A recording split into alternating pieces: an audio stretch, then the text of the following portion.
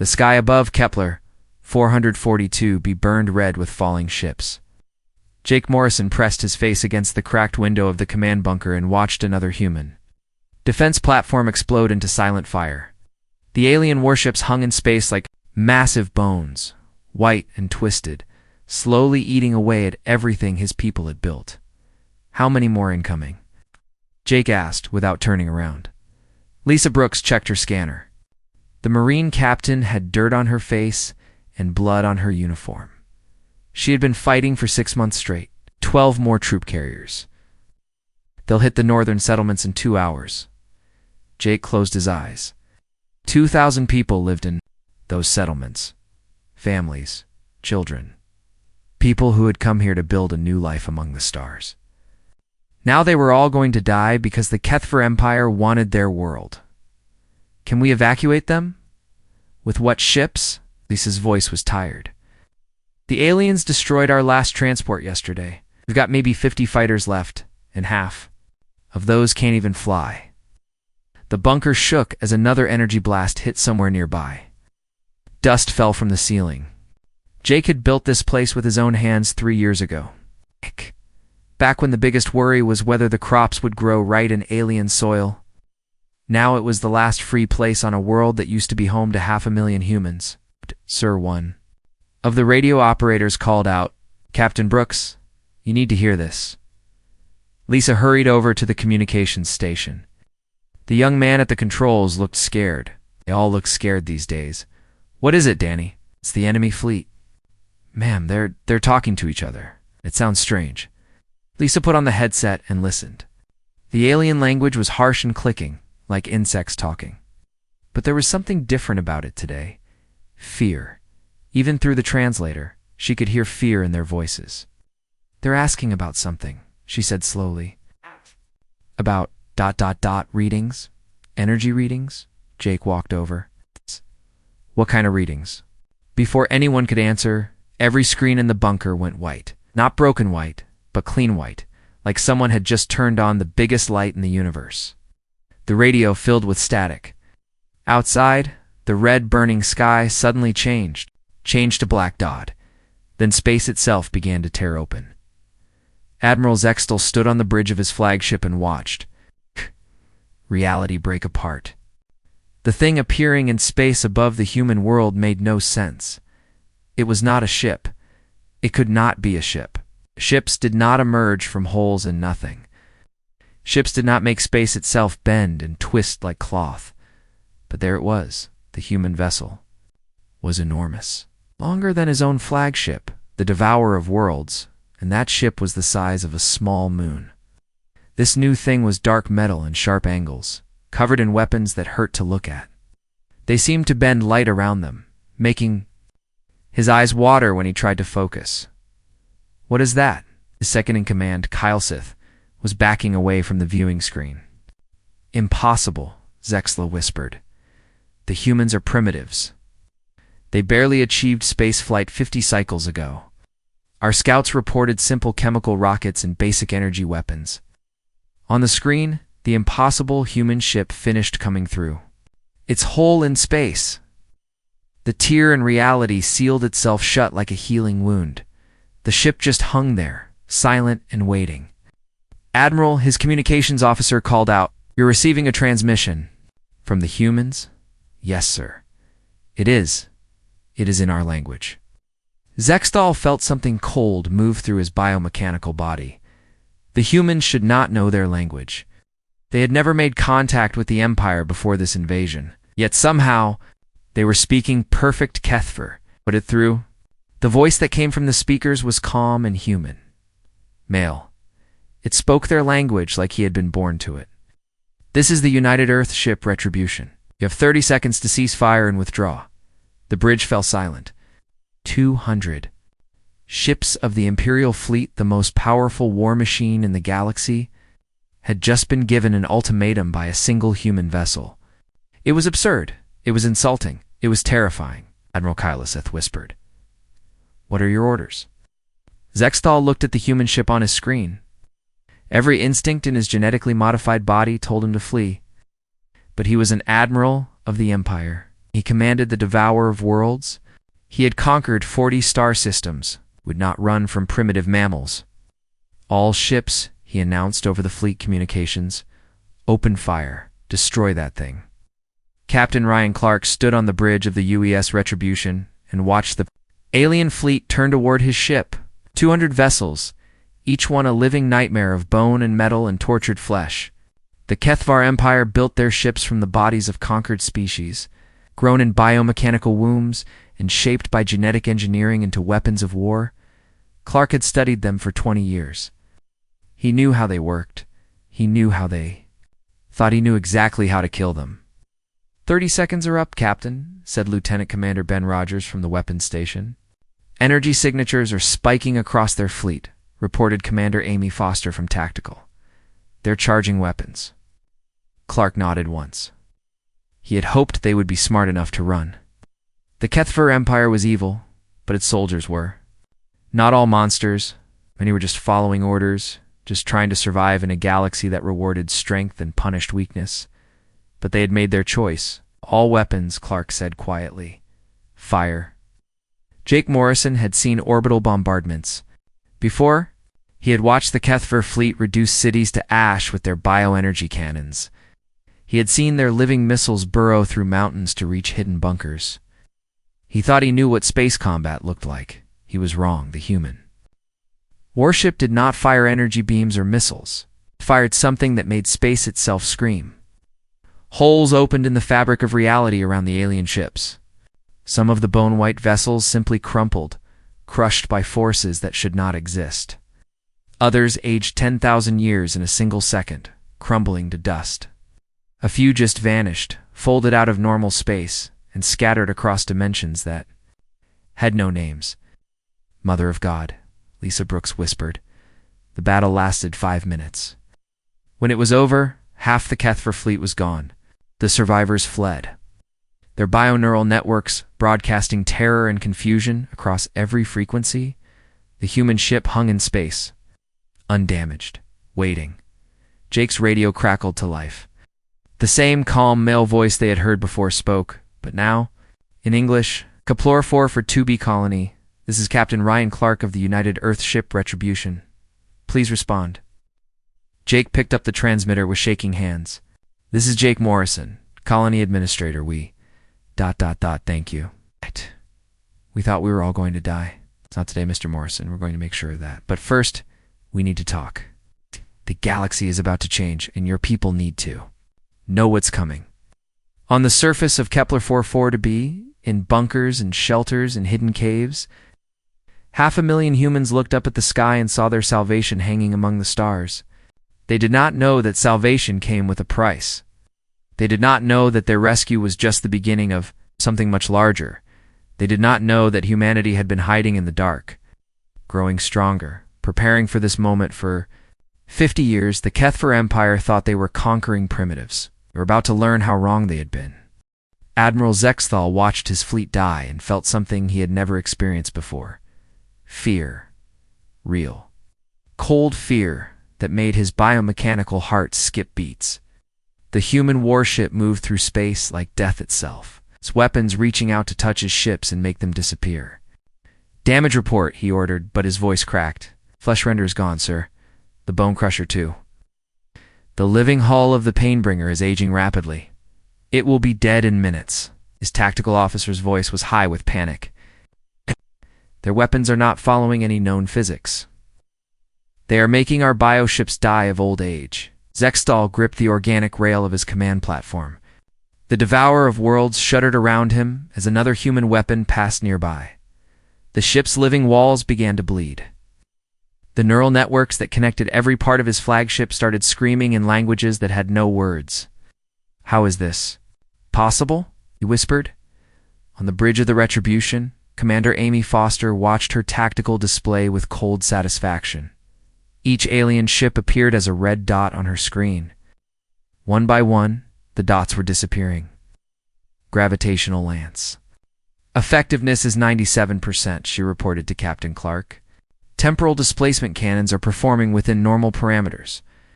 The reality anchors are disrupting their biotechnology exactly as predicted. Clark nodded. Focus fire on their command ships. Let some of the smaller vessels escape. Want survivors to carry word back to their empire? Sir, said Ben Rogers from Weapons Control, the alien flagship is trying to retreat. Should I destroy it? No. Disable it. We need prisoners. The Retribution's main weapon rotated toward the Devourer of Worlds. The quantum destabilizer charged with a sound like reality tearing apart. When it fired, the beam did not destroy the alien flagship. Instead, it reached into the ship's bioneural core and simply turned off the connections between the living parts. The massive vessel went dark and began to drift. Jake Morrison stood outside his bunker and watched the impossible. Battle in the sky. The human ship moved like it was dancing, sliding between alien attacks that should have hit it. Its weapons were not lasers or missiles. They were something else entirely, something that made space itself into a weapon. Jake, Lisa Brooks called. From behind him, you need to see this. He turned and followed her back into the bunker. The main screen showed a close-up view of one of the alien ships. The bone-white vessel was changing, aging like a time-lapse video of decay. Its hull cracked and crumbled. Its biomechanical parts withered and died. In minutes, a warship that had terrorized star systems for decades became nothing but floating debris. How? Jake asked. Dr. Carl Thompson's voice came over the radio from the human warship above. We call them temporal weapons, Mr. Morrison. They accelerate time in a localized field. A few seconds for us becomes years for the target. It's very effective against biological constructs. But that's impossible. Can't weaponize time. Can if you understand how time really works. Which we do now. Lisa stared at the screen. She had been a Marine for 15 years. She had fought in 3 colonial wars. She thought she understood combat, but this was not combat. This was something beyond war. It was like watching gods fight. Who are you people? She whispered. Admiral Zextal felt his flagship dying around him. The bioneural networks that had connected him to every part of his ship were going silent one by one. The living walls stopped responding to his commands. The organic weapons powered down. His beautiful warship, grown from the genetics of 100 conquered species, was becoming nothing more than dead meat floating in space. Admiral Kylesith approached carefully. We are receiving a transmission from the human vessel. What do they want? They want to talk. The main screen flickered to life. A human face appeared, older than Zextal had expected. Gray hairlines around the eyes, but those eyes were hard as diamonds. This was not the face of a primitive. This was the face of someone who had seen war and death and had learned to master both. I am Captain Ryan Clark of the United Earth ship Retribution, the human said in perfect Kethfer. You are Admiral Zextal of the vessel Devourer of Worlds. We need to have a conversation. You speak our language? Zextal said slowly. We speak many languages. We've been watching your empire for a long time, Admiral. We know your history. We know your crimes. We know what you did to the colonies on Tau Epsilon and Vega Prime. Zextal's blood went cold. Those were classified operations. The Empire had wiped those worlds clean 50 cycles ago and covered up all evidence. How could the humans know? What do you want? He asked. Surrender. Your flagship is disabled. Most of your fleet is destroyed. You have 2 choices. Surrender and live, or continue fighting and die. Choose quickly. The Empire will never surrender to primitives. Captain Clark smiled, but it was not a kind smile. Admiral, look around you. Look at what remains of your fleet. We destroyed half of it in 5 minutes with weapons your science cannot explain. We are not primitives. We never were. On the bridge of the Retribution, Katie Walsh monitored the ship's systems. The chief engineer had been working with quantum mechanics for 20 years, but the technology they were using still amazed her. They were not just firing weapons. They were rewriting the laws of physics in small, controlled areas. Captain, she reported, all systems are stable. The quantum field generators are operating at 70% capacity. We can maintain this level of combat for hours if necessary. Good. How long until reinforcements arrive? The Vengeance will be here in 6 hours. The Defiance and 12. Clark nodded. 3 ships would be enough to secure this system. After that, they could begin the real work. The work they had been preparing for since the first human colony disappeared 50 years ago, sir. Amy Foster called from Tactical. I'm detecting movement in the alien fleet. Some of the surviving ships are powering up their engines. Let them run. Make sure they see us clearly before they jump to hyperspace. I want them to carry word back to their empire about what they witnessed here. Jake Morrison walked through the ruins of his colony's main settlement. The Kethfer bombardment had destroyed most of the buildings, but people were already coming out of hiding. Families hugged each other in the street. Children pointed up at the strange human warship. That had saved them all. Mr. Morrison, his radio crackled. This is Captain Clark. We need to talk.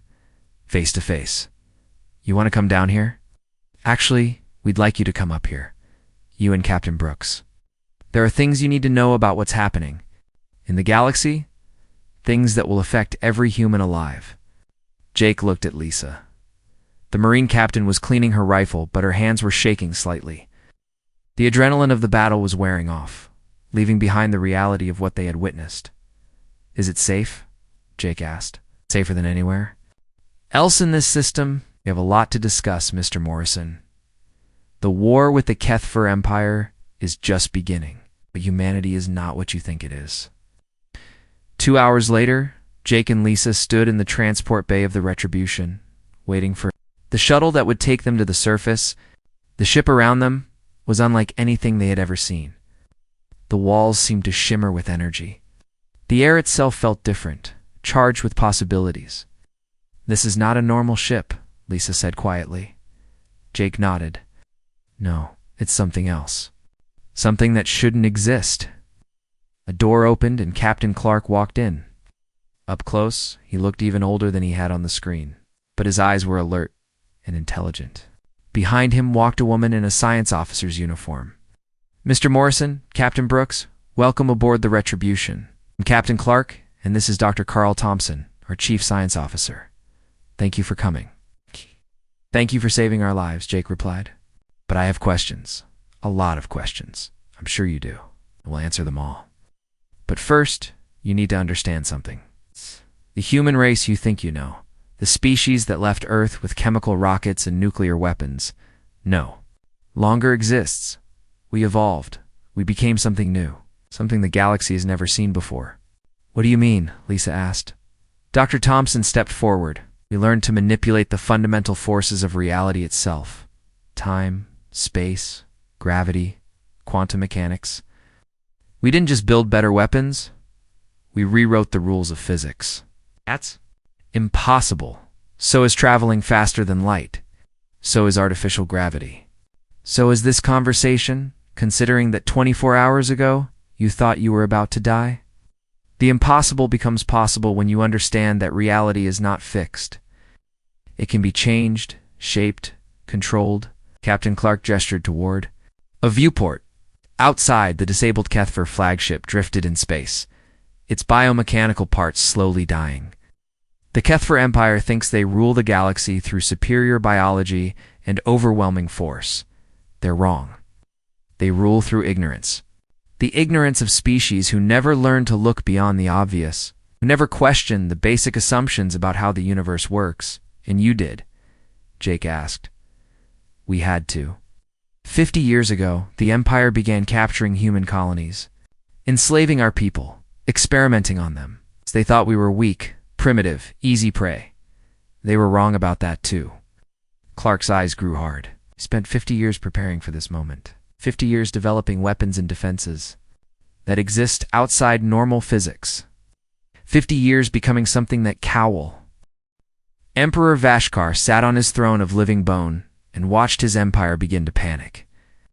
The bioneural networks that connected every ship, every world, every warrior in the Kethfer domain were carrying one message over and over again. Fear. Pure, cold fear, unlike anything his people had ever felt. The throne room was a cathedral of organic architecture. The walls pulsed with veins that carried information directly to his enhanced brain.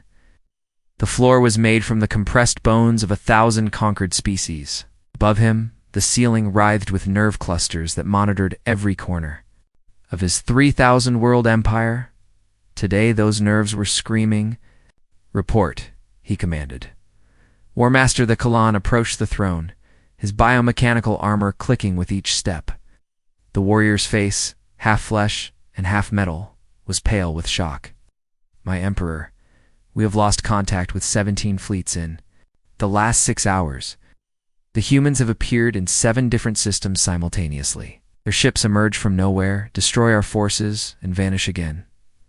"How many ships do they have?" "Unknown, my Emperor. Our survivors report seeing vessels of impossible design, ships that bend space around them, weapons that age our bioships to death in seconds, technology that should not exist."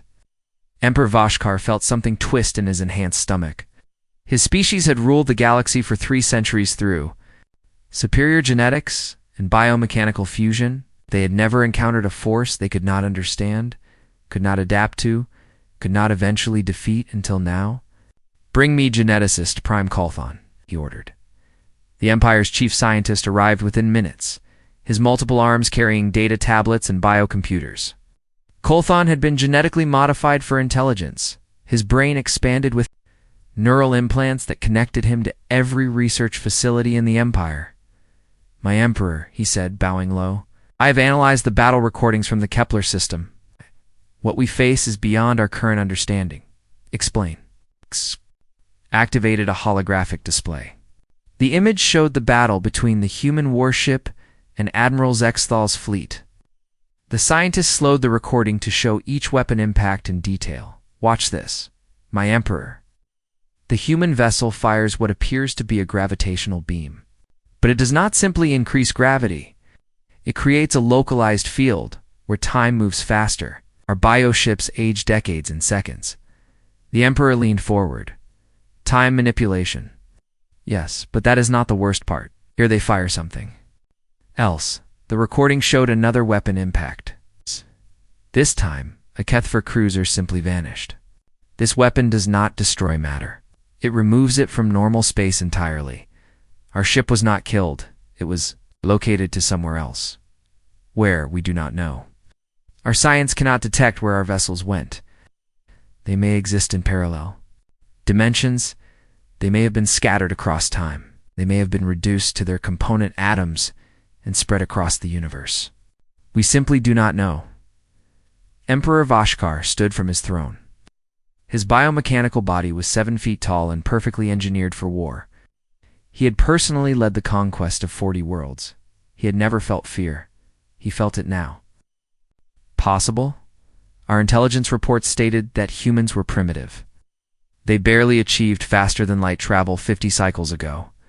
The reports were wrong, my Emperor. Or the humans were hiding their true capabilities. Analysis of their ship design suggests technology that is centuries beyond ours. They have learned to manipulate the fundamental forces of reality itself. On the bridge of the UES Retribution, Captain Clark received a priority message from Earth.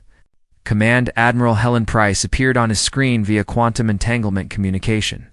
Her image was crystal clear despite being transmitted across hundreds of light years in real time. "Captain," she said without preamble, "Phase 1 is complete. All target systems have been secured. The Kethfer know we exist now." "Yes, ma'am." "Their survivors are spreading word throughout their empire. Intelligence reports indicate panic in their high command." "Good, begin phase. Shh. I want you to rescue the prisoners on Zarian 7.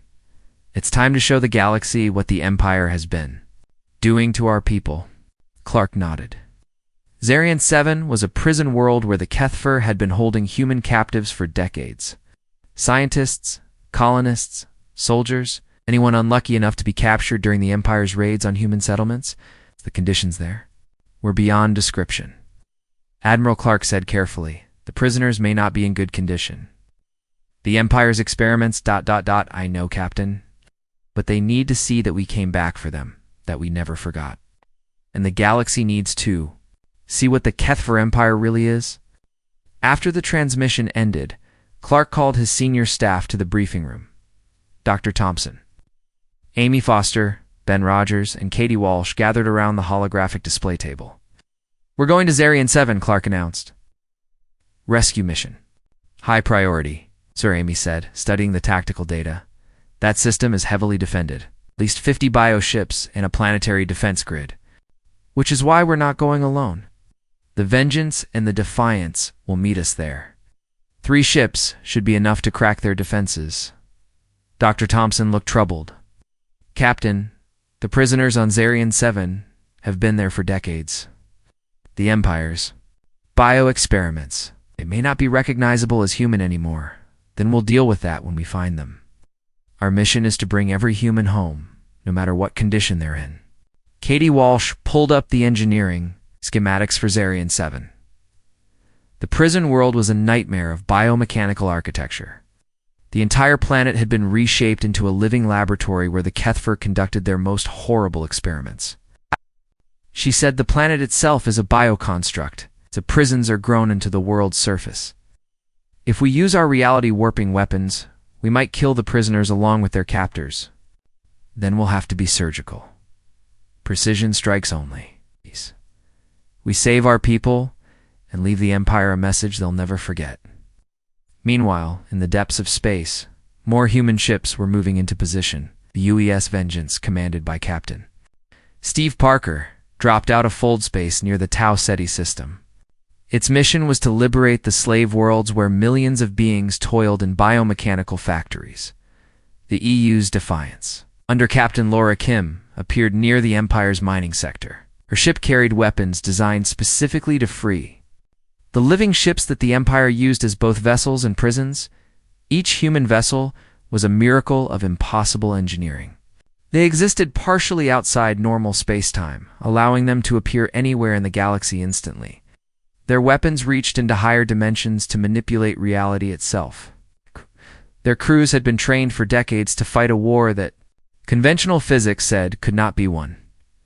Emperor Voshkar received reports from across his empire. Human ships were appearing everywhere, not attacking randomly, but with purpose. They targeted specific facilities, rescue missions, liberation operations, prison breaks. "They know," he whispered to himself. "They know everything." Geneticist Prime Kolthon entered the throne room carrying urgent data. "My Emperor, we have discovered something terrible. The human prisoners We have been holding. They may have been sending information back to their homeworld." Wow. Our bioneural networks use quantum entanglement to connect consciousness across vast distances. Human consciousness appears to have unique properties. It can exist partially outside normal space-time. They may have been unconsciously transmitting data through quantum channels we cannot detect. The Emperor's biomechanical heart stopped for a full second. "You mean they know about our technology? Our weaknesses? Everything, my Emperor? Every experiment we conducted on human subjects? Every torture session?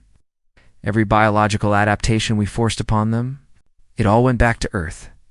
They built their weapons specifically to counter our advantages." For the first time in 3 centuries, Emperor Voshkar felt truly afraid. The humans had not simply developed superior technology. They had studied the Kethra Empire from the inside. They had learned every secret, every weakness, every flaw in the biomechanical systems that made the Empire possible. The war was not a war at all. It was an execution that had been planned for 50 years. "Send word to all fleet commanders," he ordered. "Full retreat. Pull back to the core worlds. Abandon the outer territories. My Emperor, if we retreat, we will lose half our empire. If we do not retreat, we will lose everything." In the prison cells of Zarian 7, Dr. Laura Kim opened her eyes for the first time in 20 years, without pain. The biomechanical restraints that had held her to the experimentation table had gone silent. The living walls of her cell had stopped, pulsing with the rhythm of torture. Outside, she could hear explosions. Not the sound of more experiments, but the sound of rescue, human voices shouting orders. The whine of weapons she had never heard before but somehow recognized. "They came back," she whispered through lips that had been changed by decades of biological experimentation. "They actually came back for us." Throughout the prison complex, 10,000 human captives began to hope for the first time in years. Above them, in the burning sky of Zarian 7, 3 impossible ships fought a battle that would reshape the galaxy. The age of the Kethver Empire was ending. The age of humanity had begun, and the humans were not in a forgiving mood. Commander Steve Parker stood on the bridge of the UES Vengeance and watched the prison world of Zarian 7 burn. The planet below was a living nightmare, its surface covered with biomechanical structures that pulsed like giant organs. Each building was grown from the flesh of conquered species, twisted into laboratories where the Kethver Empire conducted its most terrible experiments. Scanning for human life signs, reported his tactical officer. I'm reading approximately 10,000 captives in the lower levels. They're being held in biomechanical restraints. Any signs of alien defenders? 50 ships in orbit, sir. Mostly cruiser-class biovessels. The planetary defense grid is powering up. Steve nodded. The U's Vengeance was not alone. The Retribution and the Defiance hung in space nearby, their reality-warping weapons ready. 3 ships against 50.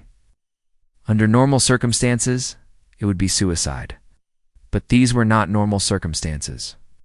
All ships, this is Commander Parker. Begin the rescue operation. Remember, precision strikes only. We're here to save our people, not destroy them. The battle began with impossible physics.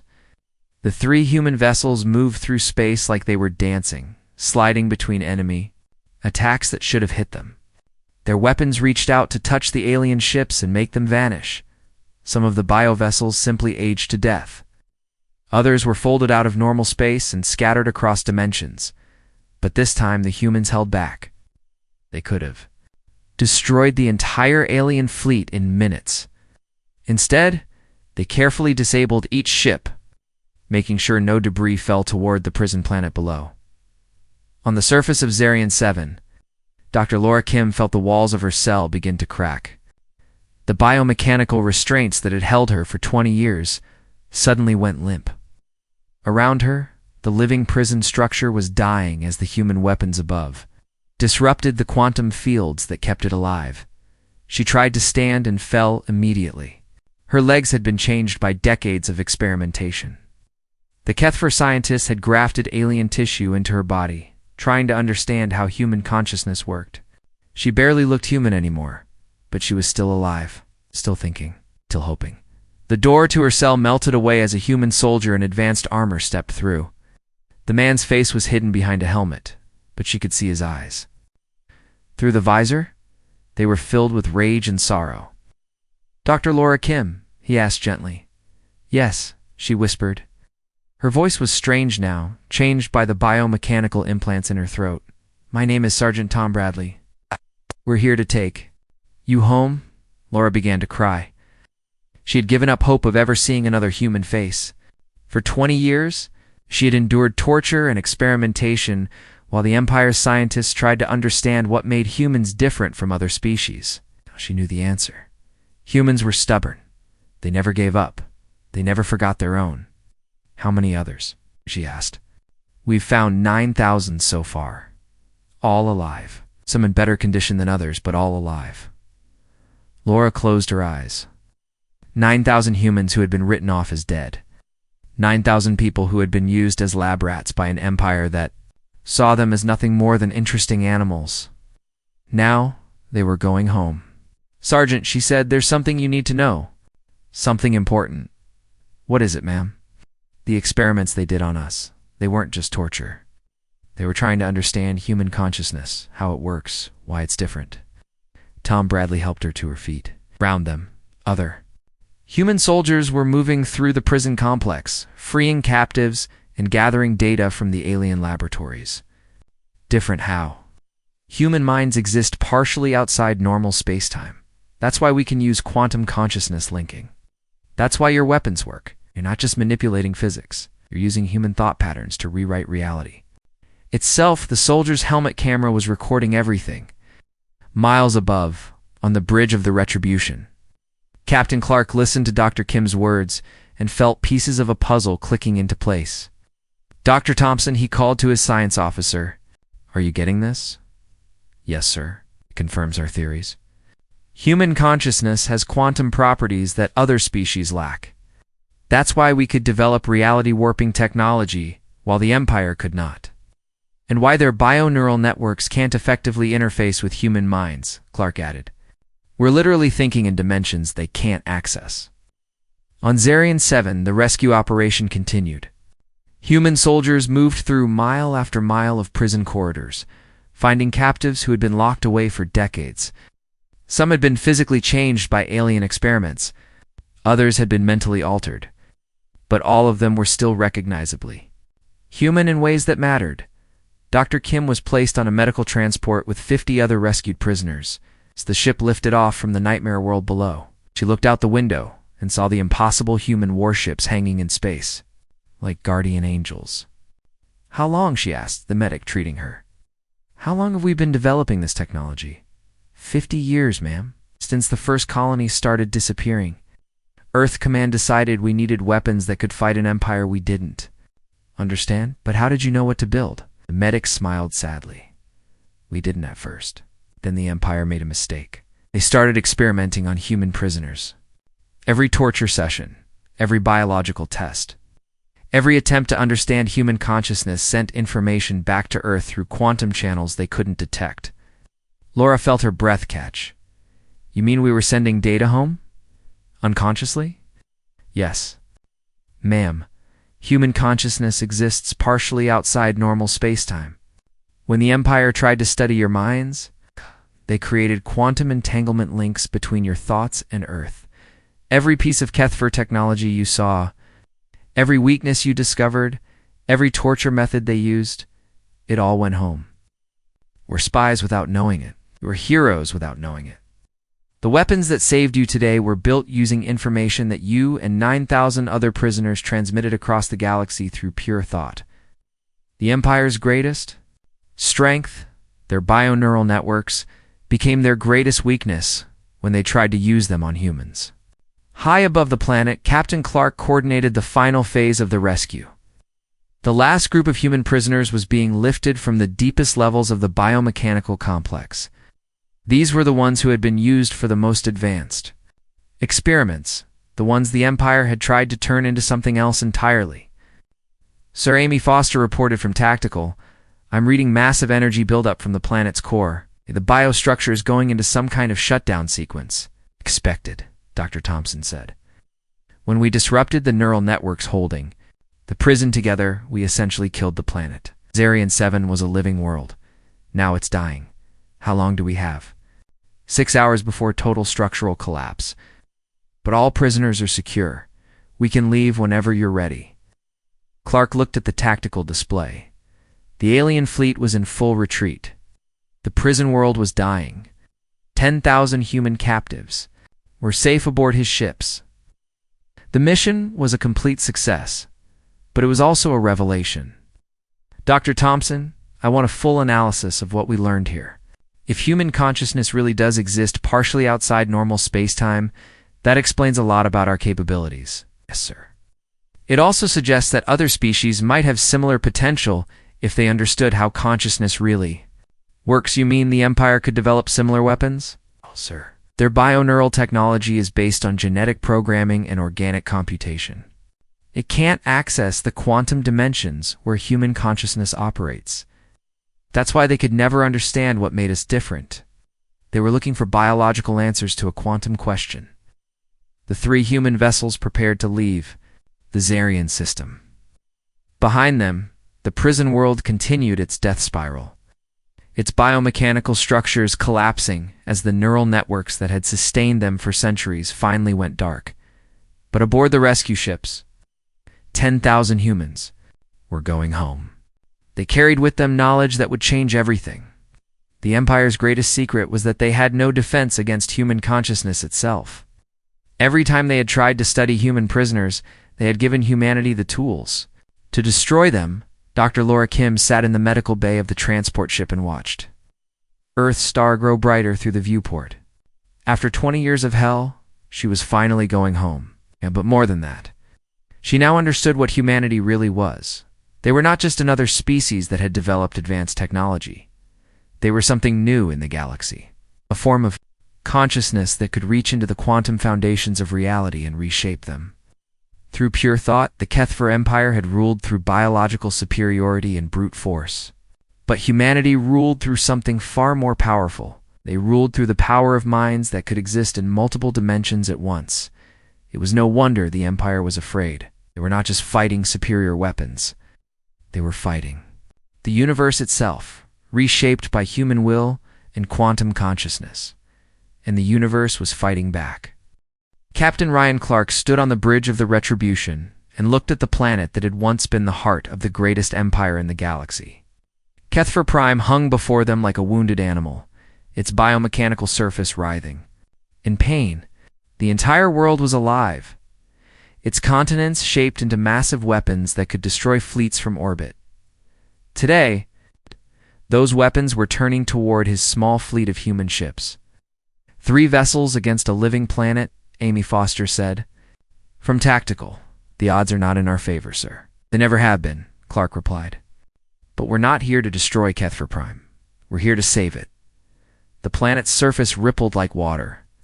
Massive biocannons the size of mountains emerged from the living Earth, their organic barrels tracking the human ships. World. Defense platforms that looked like giant insects spread their wings and prepared to attack. On the planet's surface, Emperor Vashkar felt his world's pain through the bioneural networks connected to his enhanced brain. Kethver Prime was not just his capital. It was his body, his mind, his soul. Every citizen of his empire was connected to the living world through genetic modifications that made them part of a single, vast organism. Today, that organism was dying. Status report, he commanded from his throne of living bone. War Master. The Kalan approached, his biomechanical armor sparking with damaged circuits. My Emperor, we have lost 60% of our fleet. The humans have liberated 47 worlds in the past month. Our bioneural networks are failing across the Empire. How many ships do they have? Intelligence suggests 12 vessels total, but each one can destroy an entire fleet. Their weapons operate outside the laws of physics as we understand them. Emperor Vashkar closed his eyes. 12 ships. His empire commanded 10,000 vessels, ruled 3,000 worlds, controlled the lives of 1 trillion beings. It was being destroyed by 12 impossible human warships. What do they want? He asked. Unknown, my Emperor. They have not responded to any communication attempts.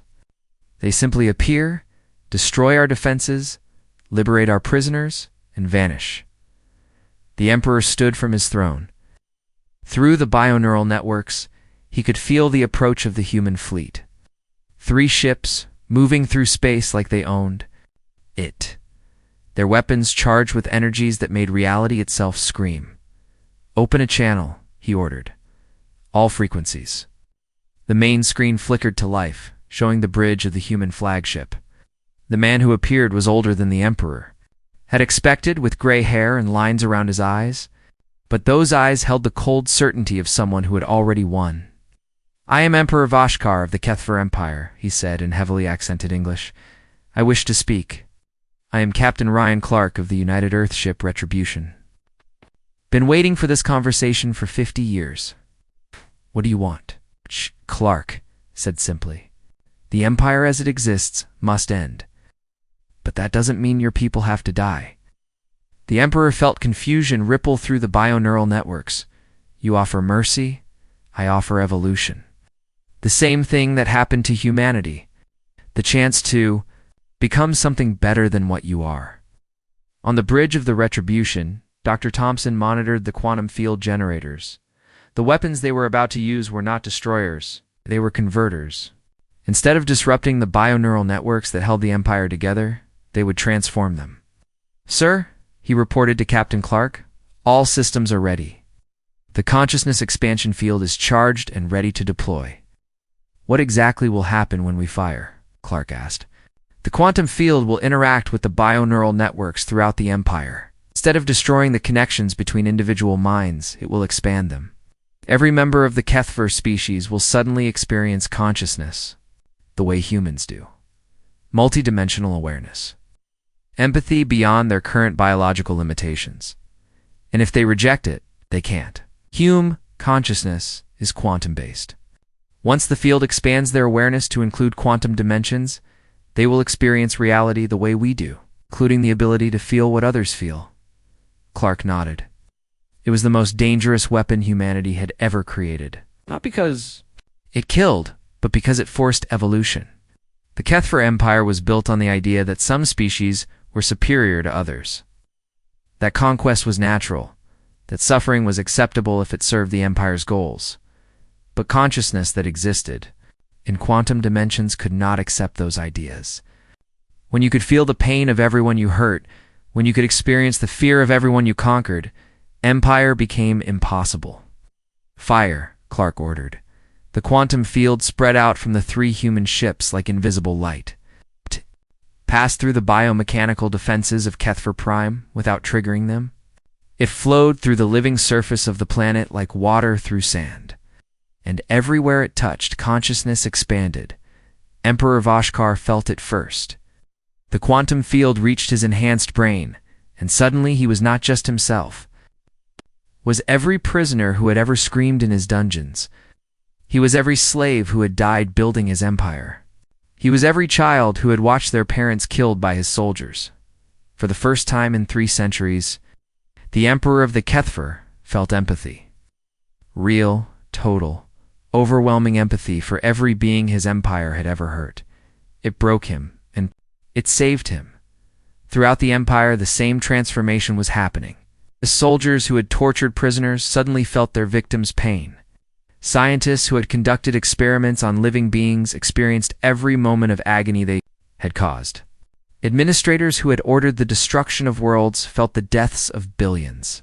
The bioneural networks that had carried orders of conquest and domination began carrying something else. Remorse, sorrow, the desperate need to make things right. On the surface of Kethfer Prime, War Master the Klon fell to his knees as the quantum field reached him. Through his enhanced consciousness, he suddenly understood what his empire had really been. Not a force of order and civilization, but a machine of suffering powered by the inability to feel what others felt. My Emperor, he whispered through the bioneural link. What have we done? Emperor Voshkar could not answer. Was experiencing the accumulated pain of 3 centuries of conquest. Every world his empire had burned. Every species they had enslaved. Every life they had destroyed in the name of biological superiority. But along with the pain came something else. Understanding. The knowledge that it could be different. That the bioneural networks that had carried orders of destruction could carry messages of healing instead. Captain Clark, the Emperor said, his voice breaking, I understand now. The Empire? What we have done, ... it must end. Yes, Clark replied gently. But your people don't have to end with it. The bioneural networks that connected your empire can be transformed. Instead of carrying orders from above, they can carry cooperation from equals. Instead of conquest, they can carry healing. Across the galaxy, the transformation continued. On worlds where humans had been enslaved, the Kethfer overseers suddenly felt the suffering they had caused and began unlocking cages. On bioships, where torture was routine, crews experienced their victims' pain and started providing medical care instead.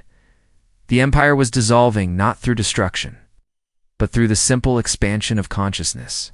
When beings could feel each other's pain, causing pain became impossible. Jake Morrison, now serving as humanity's ambassador to the former empire, stood on the surface of Kepler 44b and watched former Kethfer soldiers helping to rebuild the settlements they had once destroyed. The biomechanical warriors who had terrorized his people were now using their strength to lift building materials and clear debris. It's hard to believe, Lisa Brooks said, standing beside him. 6 months ago, they were trying to kill us all. They weren't evil, Jake replied. They were just limited.